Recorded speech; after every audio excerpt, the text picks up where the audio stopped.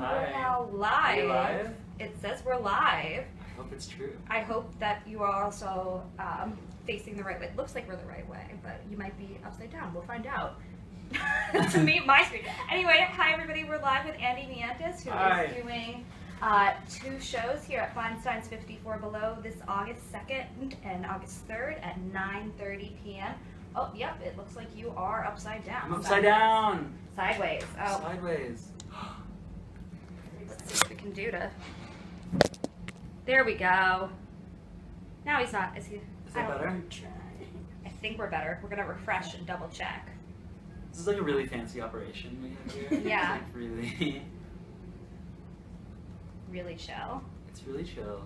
Yep, we're all good, We're good. now. Hey! And so if you missed it in our little technical difficulties, we are live with Andy Mientus, who is doing his solo show with the Teen Commandments August 2nd and 3rd at 9:30 p.m. at Feinstein's 54 Below. Welcome, Andy. Thank you.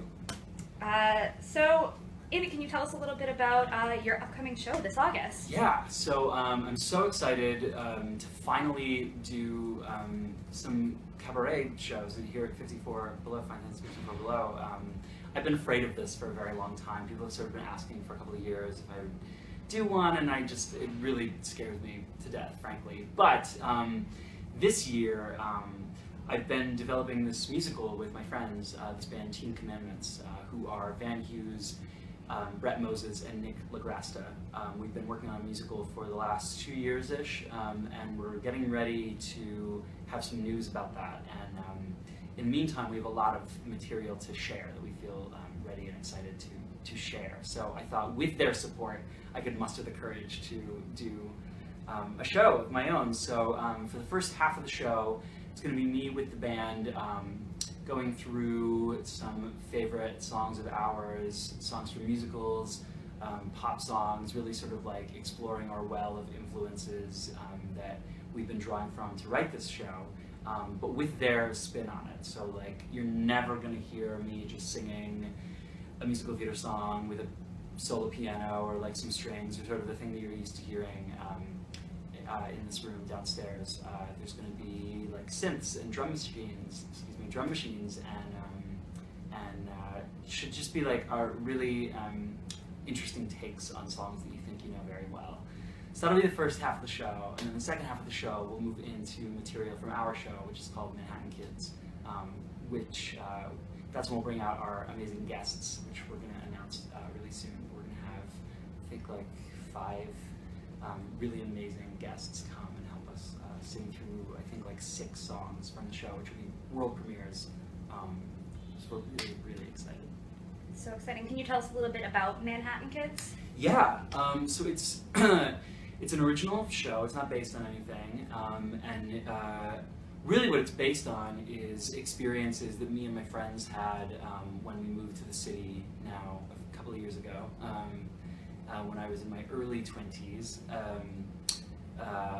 I was just sort of dramatizing them as a series of vignettes, really, sort of like Company or something like that, like sort of unrelated scenes where in every scene it was new characters. And one of the characters was a musician, and so there were some songs that I just wrote formless sort of lyrics for, and I brought them to my friend Van Hughes, because he's an amazing musician, and I was like, oh hey, could you maybe like explore writing some of these songs, fleshing out these lyrics and making them songs, and so he did. They were really amazing, and to support him in that, he brought on the rest of this band, which he would later come to become a full part of, which is Teen Commandments. He wasn't at the time. And as we were writing songs together, it really started to feel like it wanted to become a full musical, not just a play sort of with music. And then, over a couple of years of development, it went from being these really disparate scenes, this collection of scenes, to being sort of one narrative through line that we've been working on. So without getting too much into it, because it's a totally original plot, I don't want to like bore you with the details, but it's a story about young people moving to New York, hoping to follow their dreams, that sort of not going the way that they planned. And then it becomes really about the like public story that we tell the world versus the private story of what's really going on with us, via like social media, via just the fronts that we put up in person with people. We tell the story publicly of who we are, who we think we are, who we want people to think we are, and that often is very different from the truth. So the show sort of explores that. That's so exciting. Oh, and the big takeaway that I'm most excited about, other than just the plot of it all, is that the music is all by this band, Teen Commandments. And if you get really curious, you can go hear their music right now on SoundCloud, or they've got an EP that I'm sure is on Spotify, and there's stuff on YouTube. But the music is all very much in the world of synth pop. It really, I think, we've really worked hard to make it not sound like something you've heard before in a musical. We really wanted you to be able to like play the album and for no one around you to know that you're listening to a musical, that it's a sound totally indistinguishable from songs you hear on the radio like right now. So that's our goal. And you can let us know after the show if we succeeded or not. That's so exciting. Thanks. For those just tuning in, we're here with Andy Mientus, and who is telling us about his Fine Science 54 Below show on August 2nd and 3rd. He'll be appearing with the Teen Commandments, who he's also writing the new show Manhattan Kids with. We've got a couple of questions from the people online. Since we were talking about Manhattan Kids and Teen Commandments, what drew you to working with the Teen Commandments? Well, it just happened really by chance. As I said before, I wrote my friend Van, who I really didn't know that well at the time, actually. I just knew he'd come to my birthday party in Los Angeles because we had a mutual friend. My 22nd birthday party he came to. I knew that he was an amazing like multi-instrumentalist, and I knew that he was in this world that I was trying to write about. And so I just asked him to like try to write these songs, and he said yes, and he just pulled his friends to help him with that, and they ended up forming this band together, Teen Commandments, and it really was just one of those serendipitous things. Like it was totally by chance, but I really couldn't have done better. Like they are the perfect people to score this world that we're trying to create and this story that we're trying to tell. And they're also just like amazing guys and amazing performers. I'm so excited for the theater community to get to know them, because like they're a blast, and they so belong in this world, actually. So exciting. See. Let's start with a fun question. This is from Riley on Twitter, Hi, at Riley. Actually Riles. What hair product do you use? Oh my god, none at the moment. That's why I'm wearing a hat.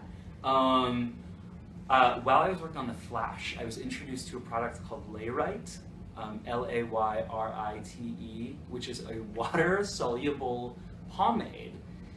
So this would mostly be for like the gentlemen out there, or like the ladies with short hair, because it's definitely like a pomade, but it's water-soluble, so like it works really well. And then when you like get in the shower, it just comes right out. You don't have to like scrub. It gets off your hands really easily, so it's really great.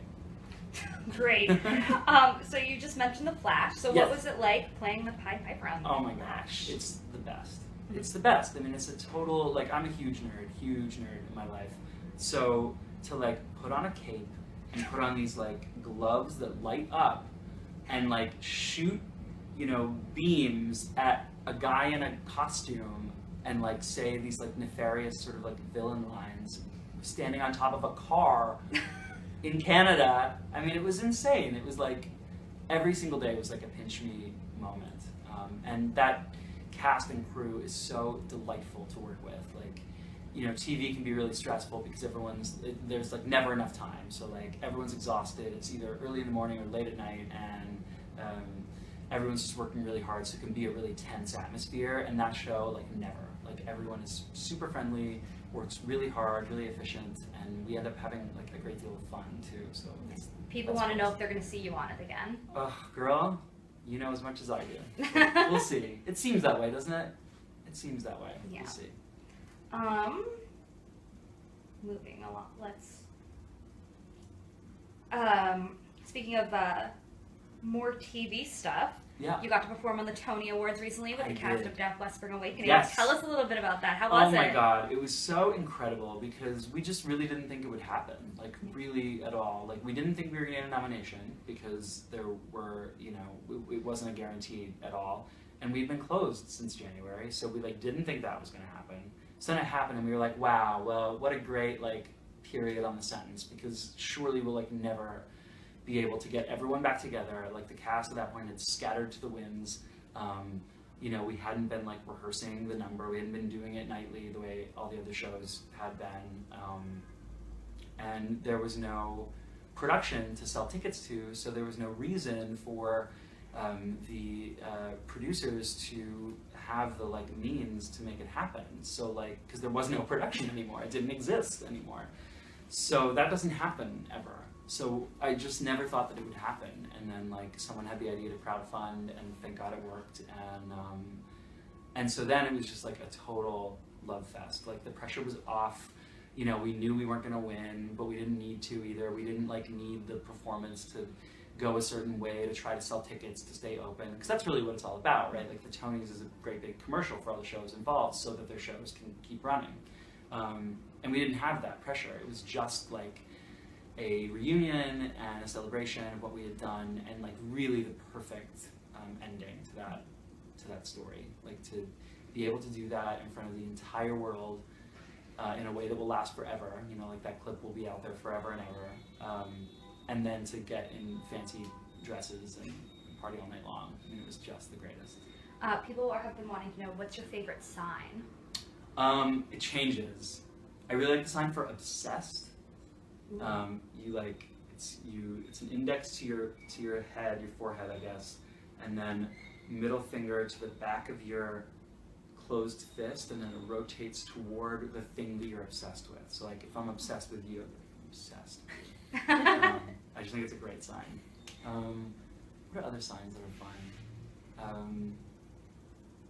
I don't know. We'll come back to that. I'm sure someone will come to Are that. you using sign language more often now? Not as often as I was, for sure, because my friends are all, you know, in other places. When I get back to LA, that's where most of the deaf kids went, so hopefully I'll get to hang out with them and get to sign a lot more. But I weirdly sign a lot with Michael, like, you know, he's, excuse me, he's totally fluent. So like, if we're out and it's loud, you know, like we were at Coachella, and so we were signing to each other. We sign when like one of us is brushing our teeth, you know, like, things like that. It comes in handy in a lot of like weird ways that you don't expect. It's like when you're across a room from somebody. I really wish everyone knew it, because it's like very useful. Yeah. Alex, who is at Combe Fair, I definitely pronounced that wrong, but Comfair, that's a Les Mis thing. There's a bay in the middle of it. Yeah. Oh. But Alex wants to know, what other productions would you like to see Deaf West tackle? Oh my God, that's a great question. I have been saying, and this is probably because these things were coming to fruition at the same time, but I've been saying the best that I can think of possible next musical for them to do would be Hunchback, for sure, because there's deafness in the story, like Quasimodo is deaf, and it's about communicating, just like Spring Awakening was. It was about otherness and not being afraid to like be outside of the group that you think that you're in, you know, and being an outsider and not being heard and wanting to be heard, wanting to join the world, which are things that I think resonate with the deaf audience and resonate with every audience and could be really aided by that story. One of the productions, and sad to say I can't totally recall which, it might be Sacramento, but I might be lying, so Google it. One of the summer productions of Hunchback that's going on, because now it's available for regionals to do, has cast a deaf Quasimodo, which I think is like unbelievable. So I wish that I could see that. I know that I probably will not be able to, but maybe someday. Kelsey, are there any live questions coming in? Yeah, I actually got a recent Twitter question that was pretty nice. Yeah, let me have it. If you could choose one of the characters you've played to be best friends with, who would it be? Oh my God, not Hanshin. Fair. That's a great question. Probably Marius, right? Like, I feel like he's a really good friend. He's like a really good person, and like he's scattered, like myself. Like doesn't always make the best choices, but like has a really good heart, and I think that's important. Who would beat you in a fight? Who would beat me in a fight? Hanshin. Yeah, for sure.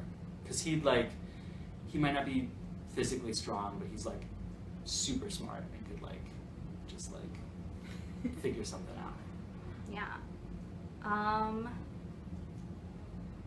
Here's one from Jacob Dieters on Facebook. Hi, Jacob. What show would you like to be revived on Broadway, and what part would you want to be? Oh my God. Oh my God. Taboo. I've been saying it forever. Although I don't know that it should be on Broadway. Like my ideal revival of Taboo would be like in a bar in the East Village. You know what I mean? Like, and I'd want to be George because it's like the greatest role of all time for me, anyway. So that's like definitely a dream role. Big River, for sure. That was my first job. My first equity job was doing Big River. And I don't feel done with it yet, so I would love a chance to do it again while I still can before it's totally ridiculous. I'll think of more. Yeah. So we're here with Andy Mientus, who's doing 2 solo shows at Fine Stars 54 Below this August, but he's been at the club many times before. Many times. Oftentimes you'll see him with his hit list smash friends, Chris Rodriguez and Jeremy Jordan. So Sarah wants to know, what show would you like to do with them? Oh my god. Besides Hit List, because we all want to see it again. Yeah, that's a great question. Tick Tick Boom would be a perfect show for the 3 of us. Even though we're all white. Well, Chris is not white, but you know, we should get more color in there. But I would love to do that show just selfishly.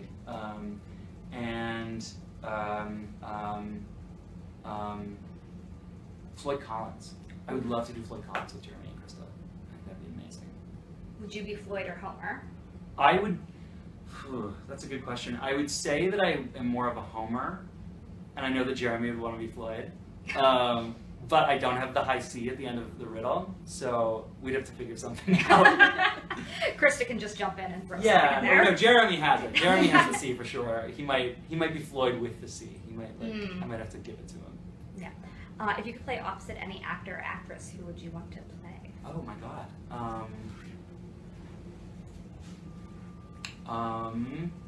Reed Birney. Ooh. Reed Birney. We did a pilot together that sadly never saw the light of day. Didn't get picked up, and we didn't have any scenes together. And he was playing another character's father, so like we probably wouldn't have had any scenes together even if the show had gone. I can't imagine a world where that would have happened. But I just think he's the best actor and the best guy. I've seen like kind of his collected works over the years. I somehow like have been lucky to see almost everything that he's done, and I just think he's extraordinary. Danielle at It's Danielle wants to know, what show do you think influenced you the most growing up? Rent, for sure. For sure, Rent. It was like one of the first musicals I ever saw. And then when I was growing up, my extended family lived in New York, just outside the city. And so when we would come to visit them, we'd come into the city and we'd always see Rent and some other show. Or I would see Rent by myself, and then me and my family would see another show. So over the years, I saw Rent like dozens of times, many times, and it was my first introduction to like queerness and being an artist in New York, and it just like really not only made me want to do theater, musical theater, but made me want to like live here and be a part of the fabric of what I thought it meant to be an artist in New York. So it really shaped me in like lots of ways. Aaliyah at Allie H. Rojo wants to know, what is your worst audition story? Oh my god. My worst audition story ever. I've told this story before, so I'm sorry if I'm boring you. There's a couple actually. The worst, I would say, is I was auditioning for a movie, and I had to do a Shakespeare monologue in the audition. And the night before, I got in a huge fight with somebody, and was up all night having like full out drama all night long. And the audition was at like 9:30 or something in the morning, so it was too early. Like most agents' offices open at 10. So like if it had been in the afternoon or like even at 11 o'clock, I would have called my agent and said like, I can't go in, you have to cancel it, tell them I'm sick or something. But it was too early to do that, and I didn't want to just not show up because that's bad. So I decided that I was going to stay up the rest of the night, not sleep, but just stay up all night and do all the work that I hadn't been doing all night on this monologue. Memorize it, you know, make some choices and go in and try and nail it. It's Shakespeare, like you can't make it up. You can't like just ad-lib it, you know. And so I went in and I started, and then I totally went up, I totally forgot it, and I was like kind of stammering, and the camera, like the little red light was blinking, and I'm like, oh my god. And you can just see, I'm sure, like everything that was happening, and I'm sure I looked like a crazy person because I'd been up all night, and the casting associate sort of like reached over and was like, it's okay, And I burst into tears in the room. I was like, I have to go, I'm sorry, I'm having a bad morning. And she's like, it's okay. So there's a video of that somewhere, because like they definitely filmed the whole thing. And I went into the street and cried, and it was really terrible. Oh. Have you ever thought about directing? Yeah. So I've talked about this before, but Michael and I, when we came up with the idea for Spring Awakening for Deaf West, we were going to co-direct it because we very much like came up with it together. And so we did a workshop for like 10 days in LA, in downtown LA with Deaf West, where we staged the opening, Mama Who Bore Me Reprise, Touch Me, and Purple Summer. And then we did some work on, we never actually staged it, but we started the ASL translations for Sadness, Blue Wind, and like worked with it a little bit. And Daniel Durant was in that. He was the only cast member to remain all the way through the process, but he played Otto in that, so he was on top of that ship signing. But we came up with that during that workshop. And that was where we made like really crucial decisions about like, you know, that the deaf actors would actually be deaf, and that like, you know, that the characters would be deaf, not just the actor playing the character, and like who would be deaf and why, and you know, things like that. And so that workshop convinced Deaf West to greenlight this production for that would have been the fall, I think, of that year. And then in the interim, I got cast in Les Mis on Broadway, and this production, the first production of Spring Awakening, was meant to be at a 99-seat theater where like I think we actually like spent money. Like no one made any money. Like I think like Michael actually ended up spending some money. And for the workshop, we definitely spent our own money. And that sort of continued through the process. Like the school chairs that you saw on the Tony Awards, we bought on Craigslist in LA. Me and Michael bought on Craigslist and put them in the back of our car with like our bare hands. Like it was really DIY, amazing. The whole thing. And so, yeah, so I really wasn't in a position to not like make that paycheck because I was really broke at the time because I hadn't worked in a while. So I went ahead and did that, and you know, sort of handed over the reins to Michael fully, and he mounted that first production. And then the only reason I came back to it as an actor is because Joey Harrow, who played Hanshin at the 99 seat in LA, got a film before the Wallace run, and the Wallace run was really just going to be like 3 weeks of like bonus, like just a victory lap, like no intention ever of going to Broadway. And so they needed somebody. I knew the role from doing it on the tour, and I knew sign language from the workshop. So I was like, well, if you can't find anyone else, I'll do it. And I ended up doing it, and then the rest is history. So I got my feet wet in that way, and I really enjoyed it. And I would definitely like to do that. Nathan Clift wants to know what advice you have for actors studying musical theater and acting in college. Oh my God.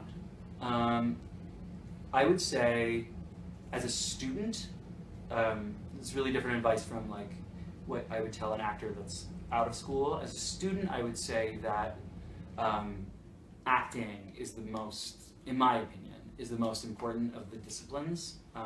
It's hard to know where to focus your energies when you're studying so many things. Like I went to a university where not only was I in my core acting and dancing and singing and music classes, but I was also taking like history and language and, you know, regular college classes. And I think, in my experience so far of my short little career, the acting is the thing that sort of propels all the other disciplines. You know, like I've seen some really amazing performances by people that weren't the best singer in the world or weren't the best dancer, but man, if they like act the hell out of it, I forget it all. Like they're just telling a story.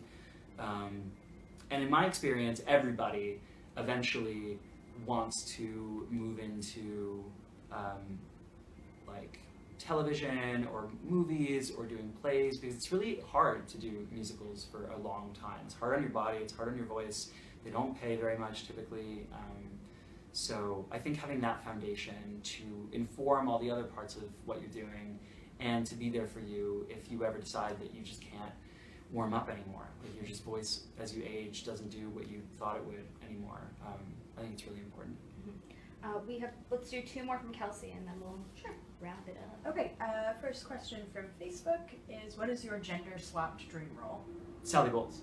Absolutely. In fact, I've like thought before, like, okay, could I play Sally Bowles? Could it be like a cool story about, like, is she in drag? Is she trans? Like, could I actually play Sally Bowles without comment? And then I'm like, oh no, shit, she gets pregnant. So she's a woman. She's a cisgendered woman. But I would love to play Sally Bowles. I think it is the greatest role in all of musical theater. Maybe work that into your show? Maybe. Maybe. All right, and then this one's from Jake on Facebook. What is the biggest stage mishap you've ever been a part of? Oh God. I would say the greatest stage mishap I've ever been a part of, because it actually turned out quite well, was in Spring Awakening at the Wallace, so the second run in LA, pre-Broadway.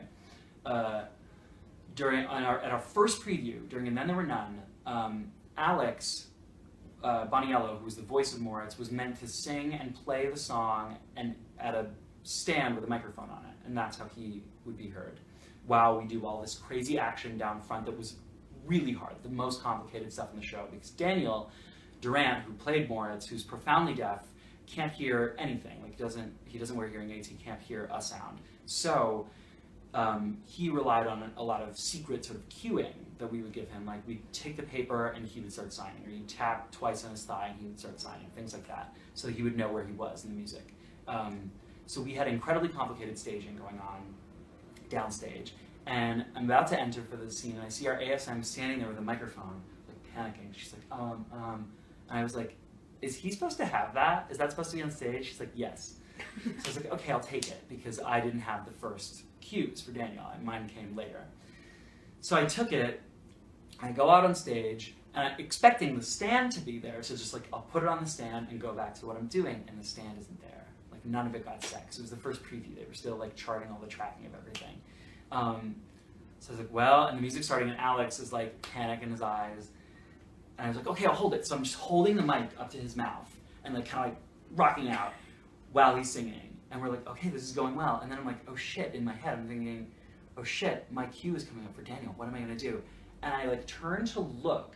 And at that moment, without me even having to do anything, somebody else, I think Josh, I can't remember exactly, but one of the other boys came up and took the mic from me and continued holding it. And I went over and gave Daniel his cue. And then for the rest of the song, having never rehearsed this, with half of the cast totally deaf, on the fly, we did this, where we traded off the mic and like sold it too. Like, the boys were like rocking out to the point that it seemed totally part of the show. And we got through the number. And we didn't miss a single cue. He was never not with the microphone. We got through the entire thing. And we got off stage and we're like, what the fuck? Like, it was it was like we won the Super Bowl. It was amazing. And in that moment, I knew that we were like an ensemble. Like, that was the moment where I knew that it was special. That's so awesome. So we're gonna wrap up, but I wanted to, do you want to give a quick little pitch about your show again, coming this August? Yeah. So we're doing 2 nights at Fine Science 54 Below with the band Teen Commandments, and it will be an amazing mashup of pop songs that inspired us, musical theater songs in ways that you've never heard them before that inspired us, and then 6 premiere songs from our musical Manhattan Kids that we've been working really hard on, and I really think people are gonna be really excited about. It'll be the first time anyone is hearing them anywhere, and that portion of the show will feature guests that I'm really excited to announce, because they're people that you're gonna be excited to see.